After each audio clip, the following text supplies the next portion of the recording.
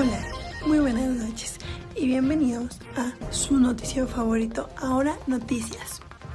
El día de hoy les presentaremos un tema muy relevante para la educación, la expresión escrita.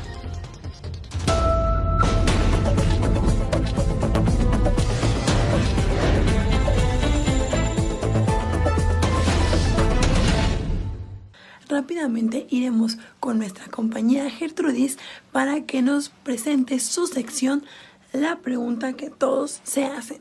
Vamos contigo, Gertrudis. Así es, Denise. Buenas noches.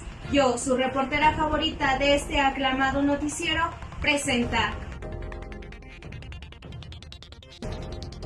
Bueno, escribir es solo una pequeña parte de las microhabilidades necesarias para poder redactar.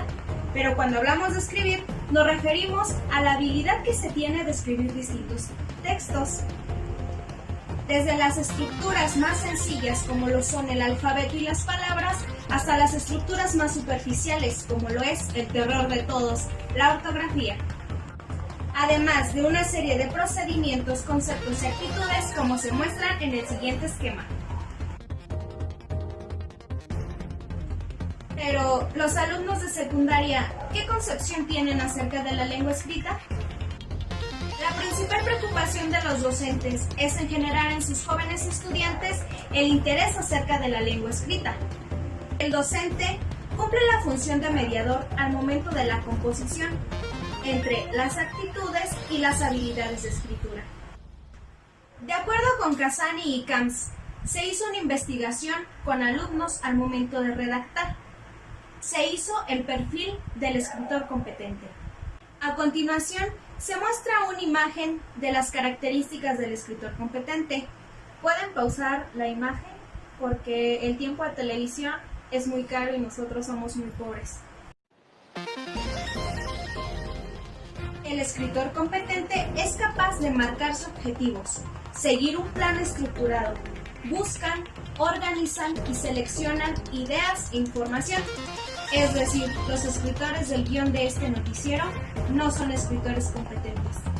El escritor o monitor puede apoyarse de los siguientes procesos a la hora de redactar: esquema, evaluación, borrador, evaluación, versión final, y estos procesos se pueden repetir.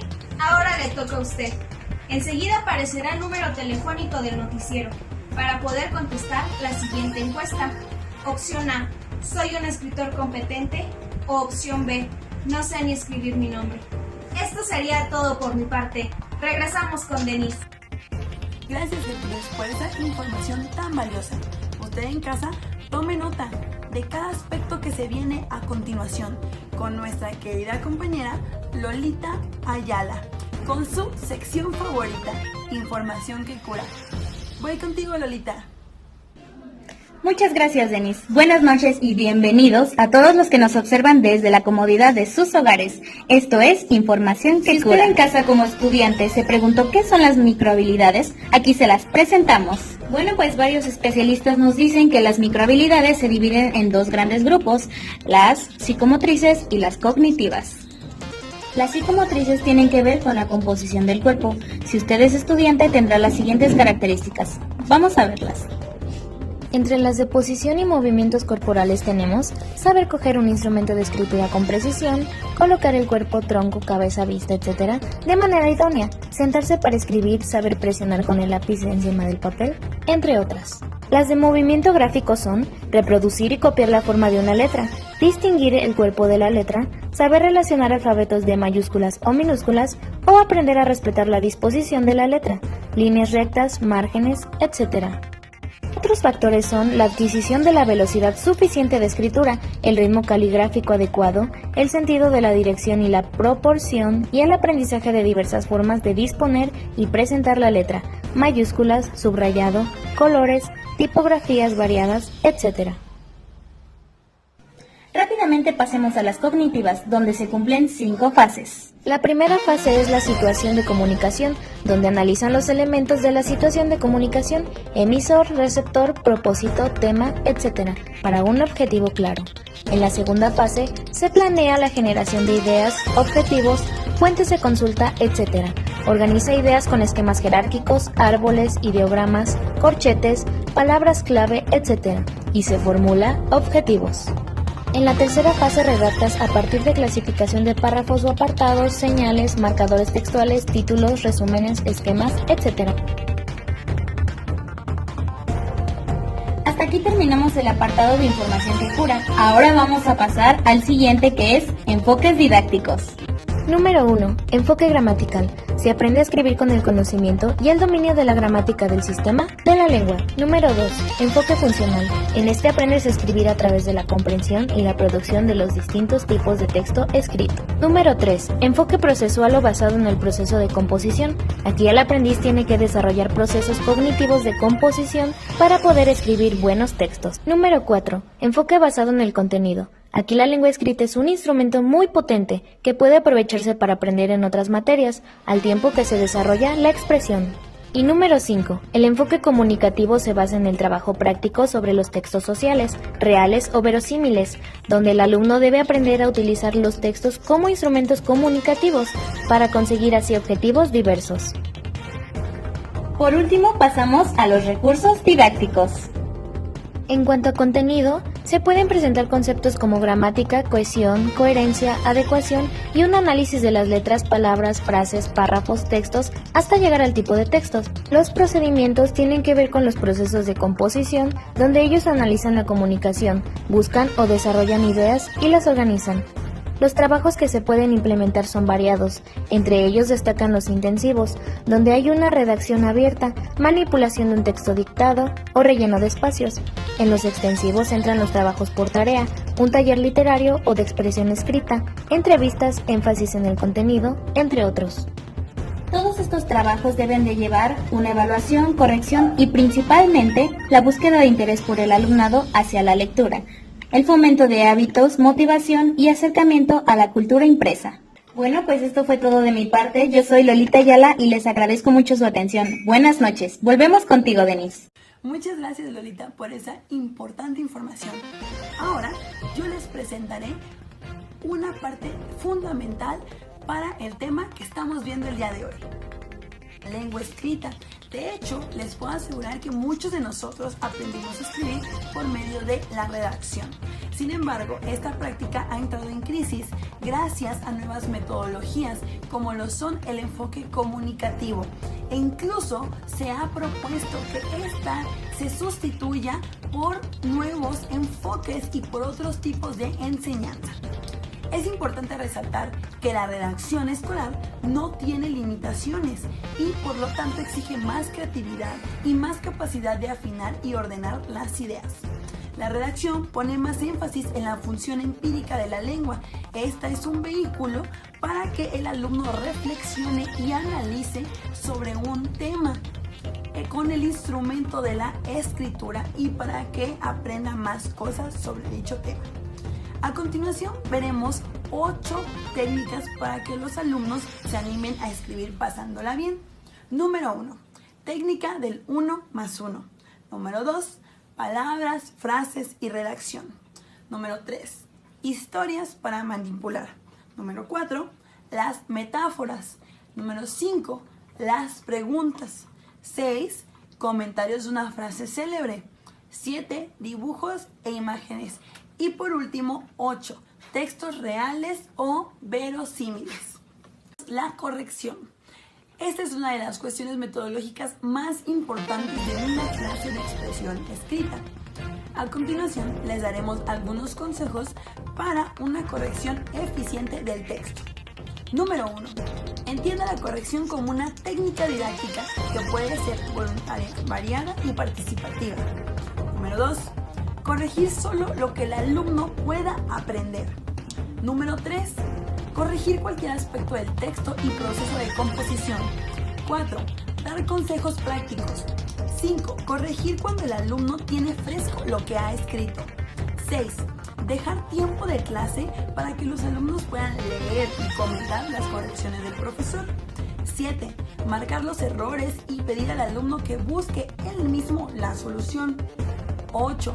Tener entrevistas individuales con el alumno. Corregir ordenadamente sus trabajos escritos. 9. Dar a conocer herramientas para que los alumnos puedan autocorregirse, enseñar a manejar y consultar diccionarios, gramáticas, libros, etc. 10. Corregir los borradores del texto previos a la versión definitiva. Estimular a los alumnos a revisar y rehacer sus ejercicios. 11. Aumentar la calidad de corrección aunque baje la cantidad. Ahora, veamos el taller. La idea básica de un taller es buscar un tiempo, un espacio y un tema para que los alumnos desarrollen un texto escrito y para que el maestro les ayude realmente a hacerlo. Los objetivos didácticos son la práctica de los diversos procesos y subprocesos cognitivos que componen la composición de textos escritos. Los puntos más importantes en tener en cuenta para organizar un taller en clase son los 3 siguientes. 1. Los temas de redacción. 2. El papel del maestro. 3. Procesos de redacción. El taller de redacción es una de las actividades más poderosas e interesantes para animar a los alumnos a escribir y para que adquieran hábitos positivos de trabajo con la lengua escrita.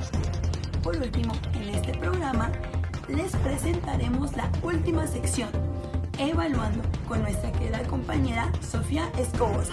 Vamos contigo, Sofía. Gracias, Denise. Espero que nuestro público esté pasando una buena noche. Ahora les presentaré el tema Evaluando, el cual es importante para finalizar y valorar la capacidad de expresión escrita. Hay que considerar dos aspectos complementarios y relacionados. Por un lado, el producto escrito o los textos que un individuo es capaz de redactar, y por otro, el proceso de composición o el método de trabajo y las estrategias que utiliza para producirlos. Primero hablaremos de la evaluación del producto, que son las técnicas más conocidas y utilizadas para valorar la capacidad del producto escrito. Es la prueba de expresión donde el alumno tiene que redactar un texto o más. Vale la pena destacar una serie de puntos. El primero son los objetivos, que describen los aspectos concretos que se quieren valorar. Es mejor escoger unos pocos o ciertos selectos objetivos que respondan a los contenidos del curso y a los intereses de la evaluación y elaborar una prueba adecuada de ellos. El segundo punto es la prueba de ejercicio y tipo de texto. Con los objetivos escogidos y formulados, el paso siguiente es seleccionar el ejercicio apropiando su valor. Esos aspectos son importantes. La técnica más válida y global para evaluar la capacidad de expresión es la redacción de un texto por completo. El punto 3 son los criterios de éxito y baremos de puntuación. Por un lado, los criterios de éxito son el conjunto de aspectos lingüísticos y comunicativos que tienen que conseguir el escrito para considerarse aceptable, y el baremo de puntuación, que es el valor que se da a cada aspecto. Un valor numérico, como lo podemos ver con la cohesión y la coherencia de un texto. Se le puede dar cierto puntaje a ese aspecto del texto que se está viendo y elaborando.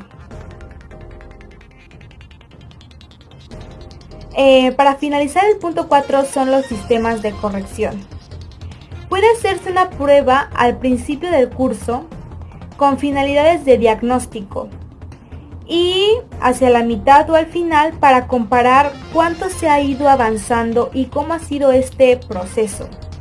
También a medida que el maestro y el alumno practican estos instrumentos de valoración, se va soltando más y es con más facilidad que se da la escritura y este proceso. Y por último, la evaluación del proceso.